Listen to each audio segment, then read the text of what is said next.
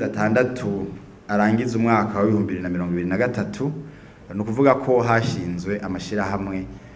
ibihumbi 4,125 hakaba hari hategekanijwe ko hazotangwa ubuzi bungana n'ibihumbi 13,285 tugereranije n'umwaka uheze muri ico kiringo nyene hari hashinzwe amashirahamwe ibihumbi 2,768 kandi hari hategekanijwe ko hazotanga ubuzi ibihumbi 17,057 no kuvuga rero ko tugereranije ku bijanye n'amashirahamwe murabona ko habaye croissance canke se ukwiyongera kw'ibice birenga 50 kwijana ugereranije n'umwaka uheze. Hanyuma kuva mu kwezi kwa mbere gushika mu kwezi kwa 12 k'umwaka wa 2023 dusanga hashinzwe amashirahamwe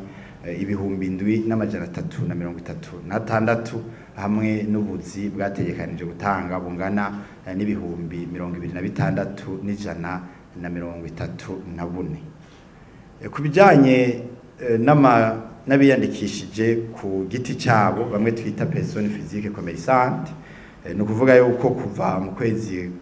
kwa mbere gushika mu kwezi kwa 12 k'umwaka twaraye turangije hashinzwe amashirahamwe ibihumbi 12,355 mu gice kirangiza umwaka w'ibihumbi 2023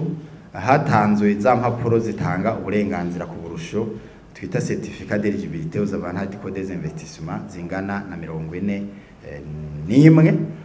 hakaba hari hemeje ko hazoshobora gushingwa umutahe ungana n'imiliyaridi 690